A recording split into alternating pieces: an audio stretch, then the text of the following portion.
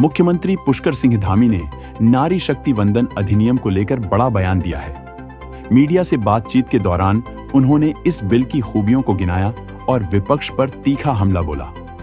मुख्यमंत्री पुष्कर सिंह धामी ने कहा कि नारी शक्ति वंदन अधिनियम महिलाओं को सशक्त बनाने की दिशा में एक ऐतिहासिक कदम है। उन्होंने आरोप लगाया कि विपक्ष ने इस बिल को रोकने के लिए तरह तरह की भ्रांतियां फैलाईं और लोगों को गुमराह करने की कोशिश की। धामी ने कहा कि नरेंद्र मोदी ने स्पष्ट कर दिया है कि महिलाओं के सशक्तिकरण के लिए सरकार का प्रयास लगातार जारी रहेगा और जनता स्वयं विपक्ष को जवाब देगी। मुख्यमंत्री ने यह भी कहा कि इस बिल का उद्देश्य किसी भी राज्य के अधिकारों को कम करना नहीं था, बल्कि देश के सभी राज्यों, चाहे उत्तर हो या दक्षिण को समान सम्मान और अधिकार देना था। इस बिल के आने से महिलाओं को और ज्यादा अवसर मिलेंगे, उनका राजनीतिक प्रतिनिधित्व बढ़ेगा और देश की प्रगति में उनकी भागीदारी मजबूत होगी। मुख्यमंत्री पुष्कर सिंह धामी ने विपक्षी दलों पर निशाना साधते हुए कहा कि कोई भी विपक्षी दल नहीं चाहता था कि यह बिल पास हो। उन्होंने आरोप लगाया कि जिन दलों में पहले से महिलाएं राजनीति में सक्रिय हैं, वे भी नहीं चाहते कि अन्य महिलाओं को आगे आने का मौका मिले। फिलहाल नारी शक्ति वंदन अधिनियम को लेकर सियासी घमासान जारी है और आने वाले समय में यह मुद्दा राजनीति के केंद्र में बना रह सकता है, जिसको पूरी दुनिया देखती और किसी को श्रेय लेने की कोई बात नहीं थी। प्रधानमंत्री जी ने स्वयं अपने वक्तव्य में कहा कि सभी दल अगर इसमें बढ़ चढ़कर भाग लेंगे, सभी महिलाओं के अधिकारों को देने के लिए अपनी सहमति व्यक्त करेंगे, एक मत से सब लोग जो है आगे आएंगे, तो सबको श्रेय मिलेगा। किसी एक दल को कोई श्रेय मिलने जैसी बात नहीं थी। यह अवसर हमारी मातृशक्ति को, हमारी बहन को, बेटियों को, हमारी मातृशक्ति को सशक्त बनाने की दिशा में एक महत्वपूर्ण निर्णय हो सकता था, लेकिन इनके विरोध के कारण Congress party, Samajwadi party, TMC, DMK और इन्होंने इस ऐतिहासिक अवसर का जिस पुरजोर तरीके से विरोध किया, और विरोध करने के बाद जैसा अभी रुचि भट्ट जी ने कहा, जब वो संसद में वो विधेयक गिर गया और गिरने के बाद जिस प्रकार से उन्होंने जश्न जैसा मनाया, ऐसा लगा कि उन्होंने सारी मातृशक्ति को हरा दिया है। जबकि इतिहास इस बात का साक्षी है कि मातृशक्ति कभी हारती नहीं। मातृशक्ति तो सबको जो है कहीं ना कहीं जहां से मातृशक्ति शुरू होती है वहीं से सब कुछ शुरू होता है, वहीं से सृष्टि आगे बढ़ती है।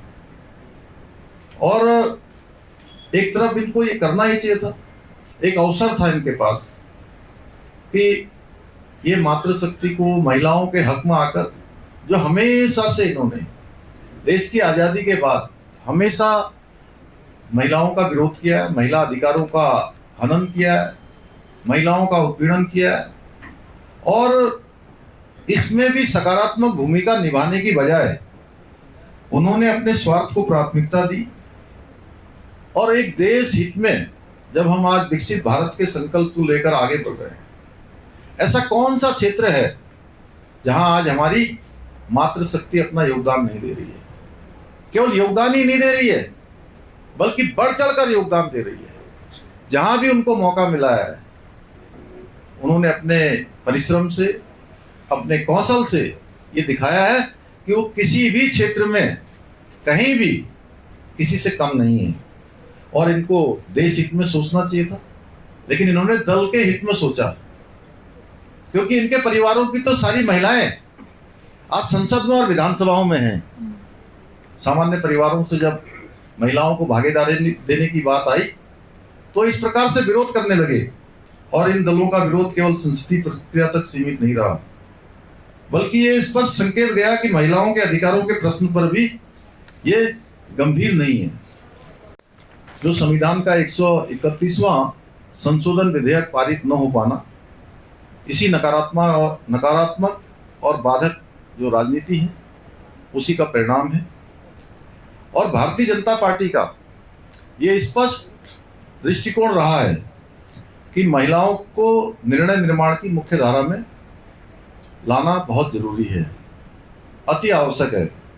नारी शक्ति वंदन अधिनियम के माध्यम से जो लंबे समय से, दशकों से लंबित मांगे थी, उस मांग को पूरा करके सिद्ध किया गया कि महिलाओं को अधिकार देना उनका संवैधानिक अधिकार है। संविधान का 131वां संशोधन विधेयक का उद्देश्य अत्यंत स्पष्ट था। महिलाओं को 33% का लाभ यथाशीघ्र 2029 के बाद हर चुनाव में मिलना था, चाहे लोकसभा के चुनाव होते या लोकसभा के बाद किसी भी राज्य की विधानसभा के चुनाव होते। और विशेष रूप से इसे 2029 के आम चुनाव से लागू करने की दिशा में एक बहुत बड़ी पहल थी। और इस विधेयक के माध्यम से कुछ भ्रांतियां भी फैलाई जा रही हैं। जैसे एक बार इन्होंने कहा कि देश का संविधान समाप्त हो जाएगा, देश में ये व्यवस्था समाप्त हो जाएगी, नई व्यवस्था लागू हो जाएगी। उसी प्रकार से इसमें भी देश की जनता को गुमराह करने के लिए तमाम प्रकार के अनर्गल बातें इसमें कही गई हैं।